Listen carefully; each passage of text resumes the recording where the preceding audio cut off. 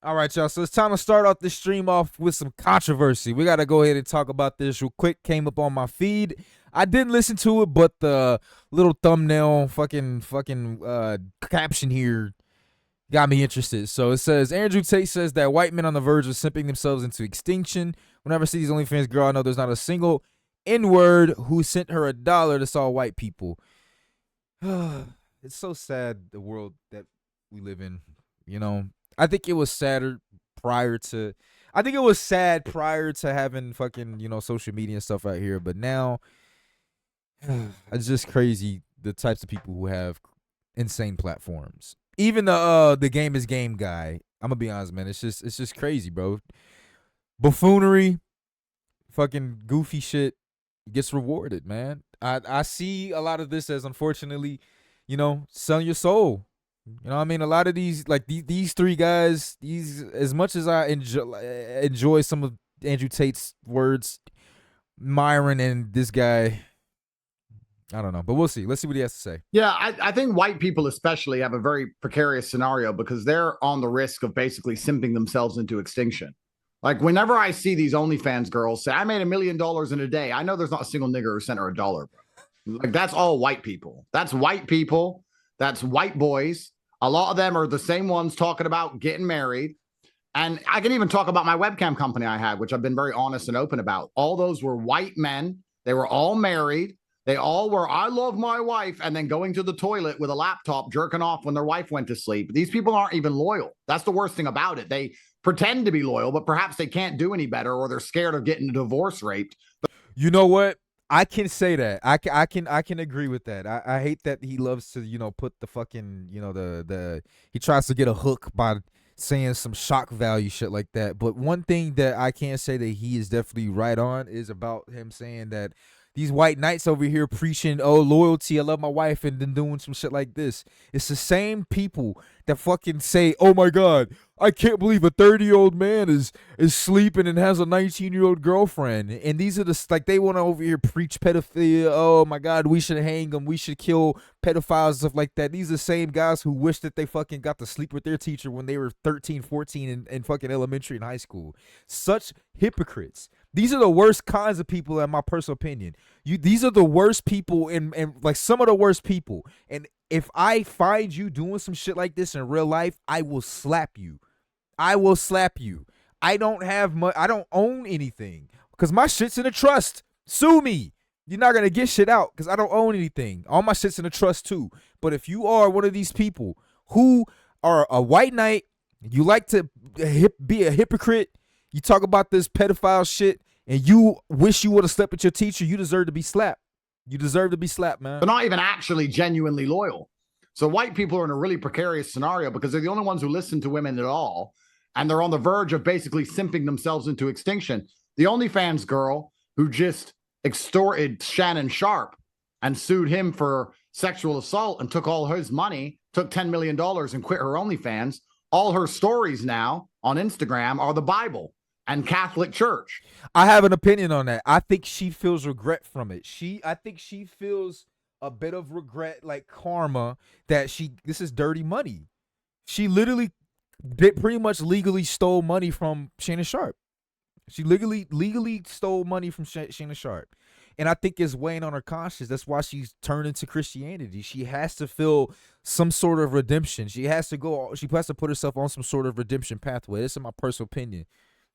About the reason for the total pivot on quitting OnlyFans and fucking going to Christianity. She did OnlyFans because she wanted to make money. She didn't want to do a traditional job. But now that she got 10 million, getting some rich dude stealing money from her, she ain't got to do it no more. A fucking payout. And now she's walking around there. And I guess what? It's going to be some little white boy Catholic who meets her, holds her hand, and says, I can't believe that big black man did those evil things to you. You definitely didn't want him to fuck you like that, you poor thing. Let me marry you, love you, darling, and maybe get one kid out of it before he gets divorce raped and end up fucking sending money to some other OnlyFans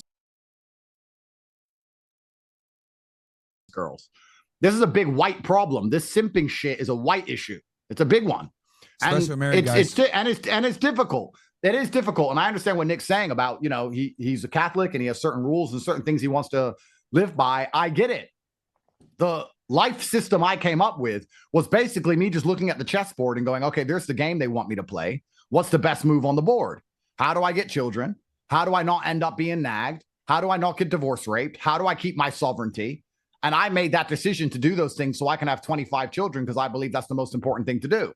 But doing that has alienated a huge swath of people who then say I'm a bad person because I'm not married and I don't have one wife and I'm not Catholic and that I am a terrible Jew for some reason, not understanding that their mindset is the reason they are being replaced in their countries and they are simping themselves to extinction. They write to me that I'm a bad person with one hand and click Pornhub.com with the other fucking hand and jerk off to girls who are actually human trafficked. So the whole thing is so hypocritical and stupid. But by and large, yeah, there was a pretty simple societal contract which has now been broken. I'll take care of you. I'll protect and provide for you, and you'll do as I say. And that's now been broken, and women don't want to listen.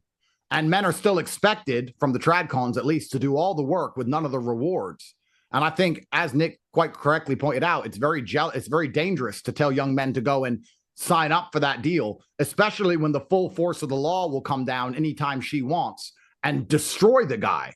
So before, we're right. We have a lot of things to do. Andrew Tate looked like Curious George, bro. He got some big ass ears. Like he looked like a monkey. He actually looks like a monkey. Like that fucking albino monkey from the Planet of the Apes. When it comes to noticing the one that was like in the fucking he had like the scar on his face and shit like that. He was there with Caesar. He was like smart like Caesar. That's what Andrew Tate reminds me of. A lot of things to do when it comes to getting hold of the reins of power. That's all true. But we also have a lot of things to do when it comes down to the simple fact that we need people to have families that they're proud of, that they can reproduce within without being completely fucking decimated emotionally, financially, and most importantly, spiritually. No man is going to go to war for his country if he doesn't feel like the king of his own house. If he comes home and his wife doesn't listen to him and he's getting fucking henpecked, he ain't going to go and defend that street or defend that town. You're breaking the man's spirit. You're breaking his soul over a fucking toilet seat. And you're wondering why they get away with what they get away with. That's why big women's such a threat. That's why they push it so heavily. That's why they have the full force of the law behind them, who, by the way, are men with guns. Men.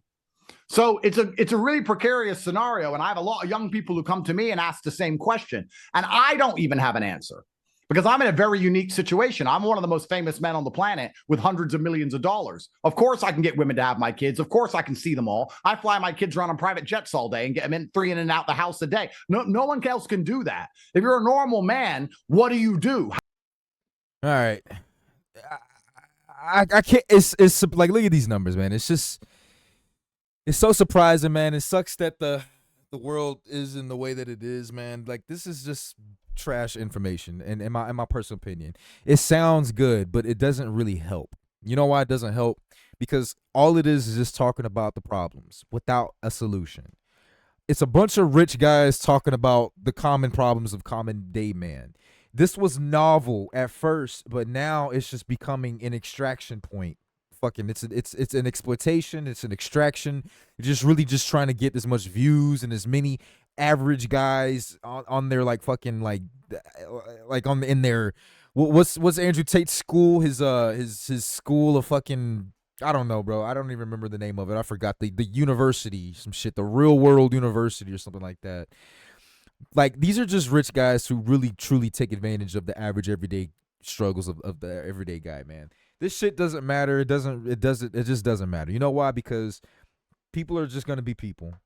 Like, men, sperm is cheap. Sperm is cheap. You're a body. If you're a man, you're a body. The way out of it is what is just always it's the way that it's always been. Fucking, fighting, and finances. You either got a lot of women love you, which gives you value as a man. You either got a lot of money, which gives you value as a man, or you're very fucking physically fit, which also gives you value as a man, right? Those three things really matter the most. What you provide, the resources, yes, that is also a fourth one. The reason I did not mention that, though, is because this is the easiest for you to be exploited from. And you don't have anything to protect you from. If you just go off of what you provide, and that's your work and shit like that, if you don't have finances, you don't have fitness, you don't fuck a lot, you don't got girls on your on call, the last thing you want to lead with is what you can provide, right? If that's all you have to provide, then fuck it, sure, go ahead, do it. You know what I'm saying? But people can easily extract from you what you have to offer and then just leave. You know what I'm saying? And so when they start talking about this shit, nobody's gonna get married. Oh, nobody wants to fight for the country, bro. People are gonna continue to enlist in the army. People are gonna continue to wife up these OnlyFans chicks. People are gonna continue to spend this money. This is the way the world's gonna be. And so, and then it's not going to change because men don't know how to come together. Men are each other's biggest problem. We're just not going to come together.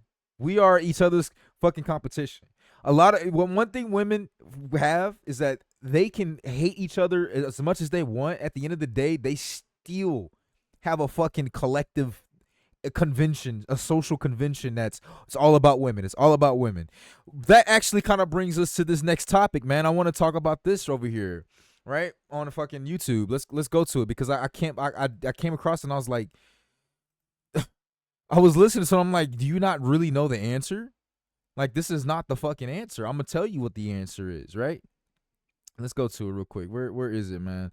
It was NBC talked about it, right? It was why are men not getting jobs, right? Or something like that. Let's see here. Where is it, bro? Where is it?